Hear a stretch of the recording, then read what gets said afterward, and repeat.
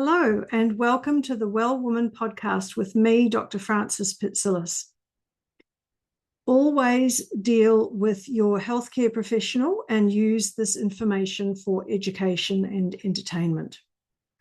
Today, I'd like to talk to you about hirsutism or hairiness and also polycystic ovarian syndrome.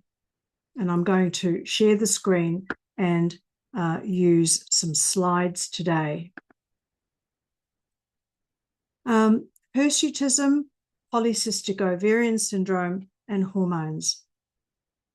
Everyone watching this or listening to it will know someone who has a problem with this and can have acne when they've got polycystic ovarian syndrome that hasn't gone away after their teen years, and or might have fertility issues, which is why the PCOS is important to pick up if there's some fertility problems.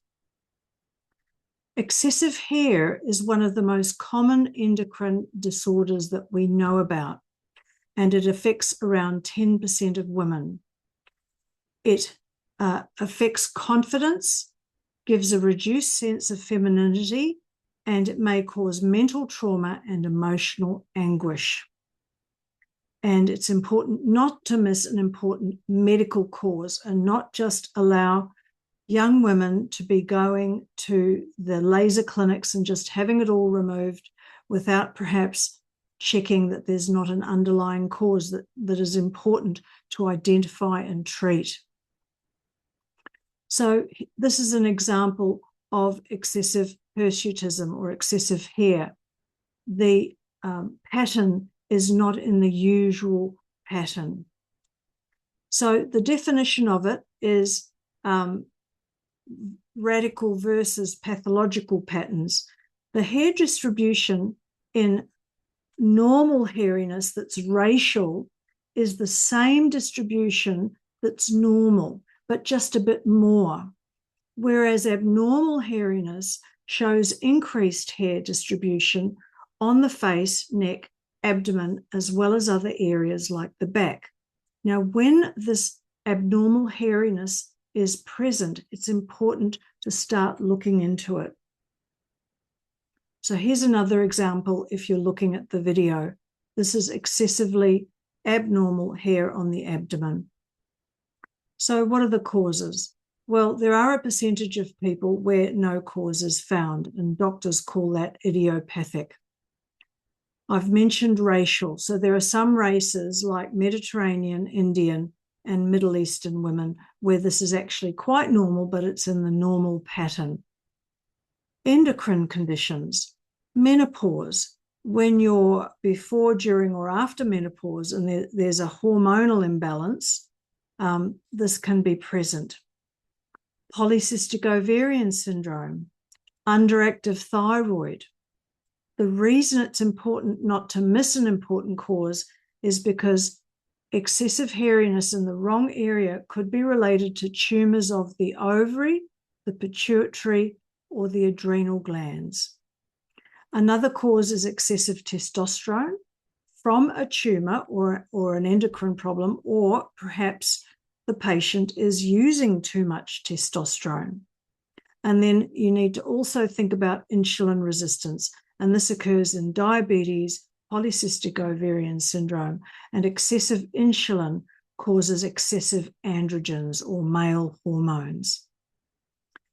Well, other causes include head injury, and this is unusual. It's usually where you've hit your head that you get excessive hair, and it's a phenomenon related to the head injury. It's important to consider drugs. Now, phenytoin is still used for epilepsy, and this can cause increased hairiness. Danazol used to be used quite a lot for endometriosis, but not so much now. Stress can cause excessive hairiness, rare inherited chromosomal conditions, metabolic disorders, and this is the insulin resistance that's part of it, and rare enzyme deficiencies. So if there's a suspicion of an abnormal hair pattern or even a poor response to treatments, that person needs to be referred for further investigations. Now, for those who are listening, I'm showing a simplistic diagram of the hormones. Pregnenolone is the first step from cholesterol. Our body makes our hormones from cholesterol, and pregnenolone is the first step. And generally, off to the left, progesterone and then cortisol, and generally off to the right, DHEA, male hormones, testosterone, and estrogen. But testosterone can turn excessively into dihydrotestosterone, and that's what can happen in polycystic ovarian syndrome, in older women who have excessive enzyme activity there, and in some other situations. So what's important is to identify and then correct the underlying cause of the problem. Commonly used, and this is generally speaking, the contraceptive pill, especially if the person doesn't want to conceive. It's convenient. And the contraceptive pill causes an increase in sex hormone binding globulin, which binds to the androgens, and that's how the contraceptive pill helps. And the next thing is spironolactone, which reduces androgen production. Spironolactone is a potassium-sparing diuretic, and it can also be used in blood pressure reduction. And another treatment is finasteride, and a brand name is Propecia. And this blocks the enzyme called 5-alpha reductase, which converts testosterone to dihydrotestosterone. Now, a side issue with excessive testosterone, especially if it's turning into dihydrotestosterone, is that women can end up getting more hair on their face, neck, and body, but they could start losing hair off their head because of this enzyme. Now, there's another medicine called cyproterone acetate, which is used on its own or within contraceptive pills, and this is an anti-androgen, which blocks androgens. Another approach is to use insulin sensitizers like Metformin.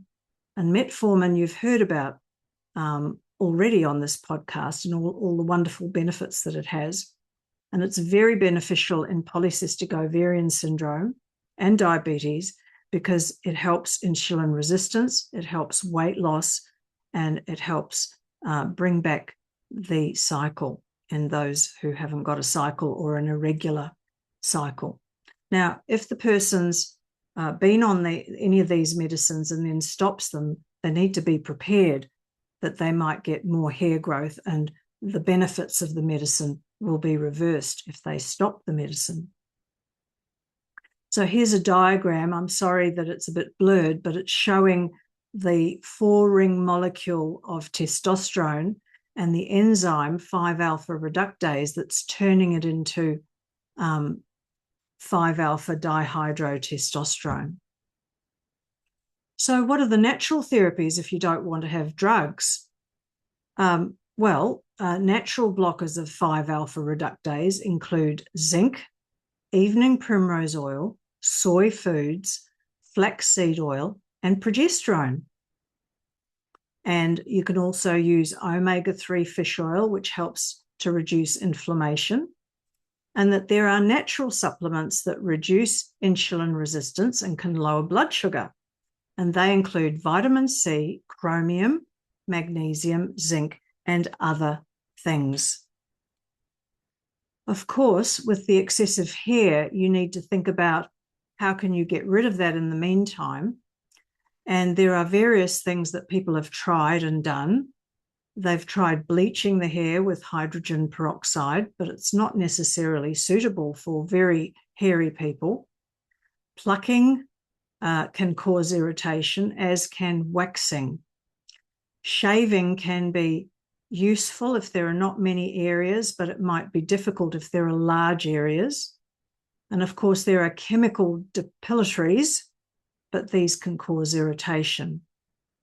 Electrolysis might be suitable for small areas, but depending on the person who's doing it, it may cause scarring. Laser therapy and IPL, intense pulse light therapy, has been found to improve depression and anxiety in women who've had this treatment for excessive hair, and it's commonly used these days.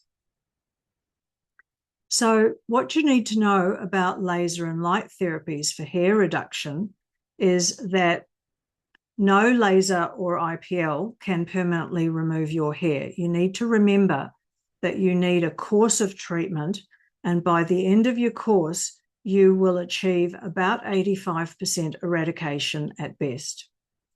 Be careful with the clinics out there. Anyone claiming permanent hair reduction is actually misleading, and you need several treatments to get to the 85% hair reduction. And then you need to be aware that you need to go back every few months to push back or knock back any new hair follicles that are developing in the meantime.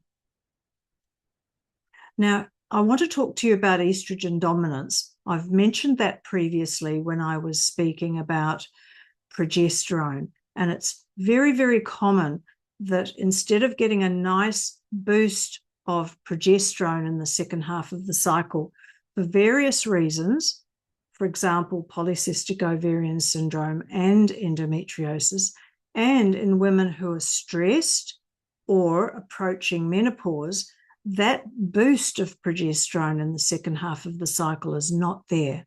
And so you become estrogen dominant. And where that is worth knowing about and understanding it is that that can be dealt with, that you can support the low progesterone in the second half of the cycle.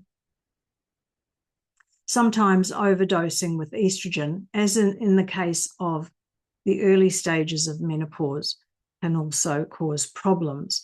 These are women who have had a hysterectomy and they're given estrogen without progesterone.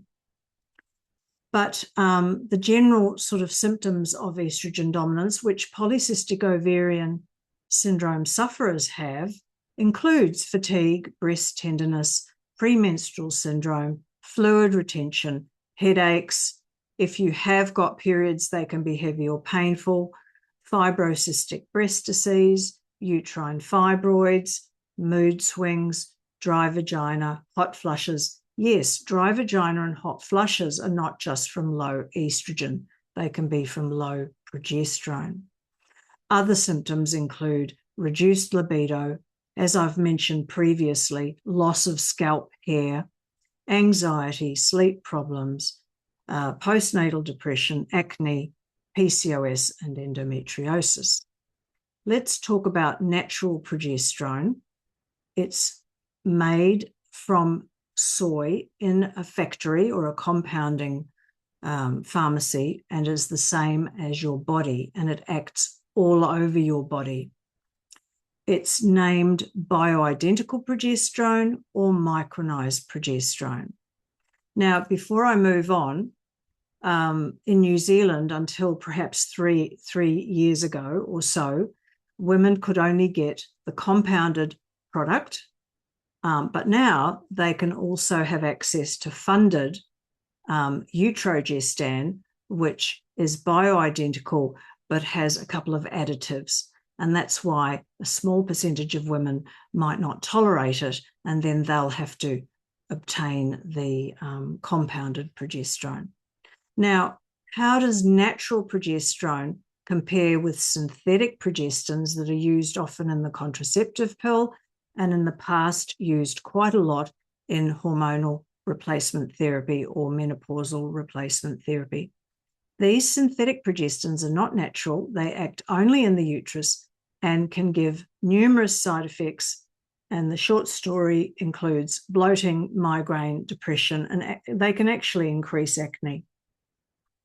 So here's a diagram, if you're watching, comparing natural progesterone with synthetic progestins. We know that manufactured bioidentical progesterone, when they analyze it, is indistinguishable from that is produced in the human body, whereas synthetic progestins have got a different chemical structure and have side effects. So I've got a long list of side effects here if you're watching.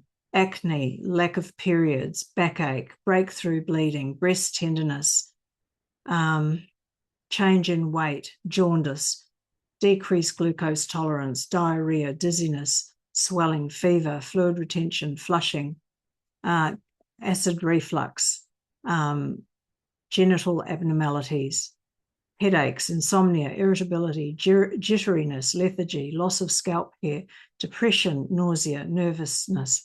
Yes, pulmonary embolism, they can cause increased blood clot, respiratory depression, and seizure. So what's the side effect of natural progesterone? Well, if it's working well, people sleep well, they feel better, more relaxed, less depressed. And I've had some patients tell me that they become too relaxed. So that's a side effect, and I have to reduce the dose. I tend to get side effects mostly with the utrogestan in a very small percentage of women. So this is generally very well tolerated. So what are the benefits of natural progesterone? Protects the uterus lining, protects breast tissue, increases metabolism, promotes weight loss, reduces blood sugar, gets rid of fluid retention, normalizes blood clotting, stimulates bone production, promotes normal sleep, reduces migraine, helps thyroid, reduces depression and anxiety, improves libido, maintains pregnancy, and balances the side effect of excessive estrogens. So that's the estrogen dominance that I was speaking about. So let's talk more specifically about polycystic ovarian syndrome. It is the most common endocrine disorder of women. 12% of women are diagnosed with this problem. And the two main problems associated with this are too many androgens and insulin resistance. So you tend to see hairiness and acne, but also overweight, irregular periods, and infertility. There are, however, women who are slim who can have this, and this is where it can be missed, and it runs in families. So you tend to have infrequent or no periods, signs of too many androgens, acne, hirsuitism, excessive hairiness, or abnormal blood results, increased testosterone, increased DHEA, and where it's funded, increased dihydrotestosterone. This is not funded, this last test in New Zealand, but you can get clues from the increased DHEA and the increased testosterone. Now, when you're dealing with this, you need to exclude other problems that are causing these symptoms. And you don't always see cysts on the ovaries, so diagnosing polycystic ovarian syndrome can be difficult. So what are some of the other symptoms? Inability to lose weight, fatigue, constant hunger, sugar cravings, obesity, abnormal cholesterol. Yes, there's often a low thyroid with this problem. So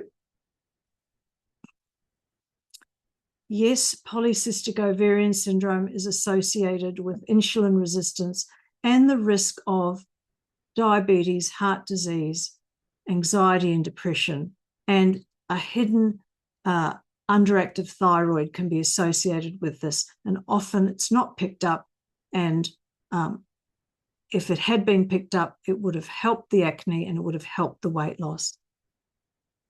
So we need to look at we can treat the acne and the hirsutism, the hairiness, in the usual way, but please note that really you need to look at the underlying causes. So blood tests can be done to make sure there's no pituitary tumor. As I mentioned previously, testing testosterone and DHEA, but also testing blood glucose, fasting insulin, hemoglobin A1C, cholesterol, liver function tests, because these patients can have fatty liver. And the fatty liver can be associated with the insulin resistance, but an underactive thyroid can be associated with the insulin resistance and with the fatty liver, and this is not always seen. You'll often see a raised uric acid, a raised CRP, or fibrinogen, which is an indicator of inflammation. You ultrasound the pelvis as well as these blood tests, but be careful and always look at the patient and look at the symptoms and look at the features. And if you're not sure, you get an expert to have a look at the patient, a specialist. So what's the treatment? Diet and lifestyle first. We'll talk about that. Then we correct imbalances, drugs last. Now, what's really an important part of all of this is the metformin and the progesterone. I will often see patients who've been given metformin but not the progesterone. So then I give them progesterone, which really helps a lot. So doctors manage client expectations and do investigations, but they have to refer when they're not getting anywhere, the hair distribution is abnormal, the acne isn't responding, there's abdominal fat present, if a diagnosis needs to be made and they're not certain, and as I mentioned, if they're not responding to treatment. So the diet will really be a ketogenic type diet, highly plant-based, adequate protein, but keeping carbs and sugar low. Then you correct nutritional deficiencies, and I think everyone should have a good multivitamin with methylated folic acid in it, fish oil, and vitamin C. And then you can test and correct B vitamins, zinc, vitamin D. I make the diagnosis of low magnesium clinically. Just reminding you again that you can block 5-alpha reductase naturally with zinc, evening primrose oil, soy foods, and saw palmetto, as well as progesterone. Treat hormone imbalances, use the progesterone, and identify the thyroid, remembering that the thyroid blood tests are not fully reliable and you need to be suspicious about it. So the next part is, or the other consideration is the metformin. Why would we use it? Because it's very good at restoring regular periods. It reduces the androgens, helps weight loss, reduces fasting insulin, glucose, and lipids, reduces the hairiness, and it improves fertility by helping ovulation. It also improves endothelial function because it helps the heart and the vessels. So these patients with insulin resistance with a tendency to diabetes are at risk of developing ischemic heart disease, coronary artery disease, and having problems after that. So I've given you a comprehensive view of hairiness and polycystic ovarian treatment. And I'd like to remind you that the bioidentical progesterone is also used to help regularize the menstrual cycle, suppresses excessive LH from the pituitary, which causes too much androgen, helps ovulation, blocks 5-alpha reductase, and supports the second half of the cycle in fertility treatments. Now, it's all right to use oral contraceptives as well as progesterone and metformin if you don't want to conceive. And in fact, when I give progesterone, I ask the patient to take the progesterone whenever they're taking the active contraceptive pill. So thank you for listening and watching. I hope you found this interesting. Maybe you could share this with someone that you know that's got these problems, and maybe they're interested in learning a bit more and then discussing it with their doctor. This has been the Well Woman podcast. I hope you can like and subscribe, and I look forward to seeing you at the next visit, at the next podcast. That's it for me, and I'm out for now. Bye to everyone.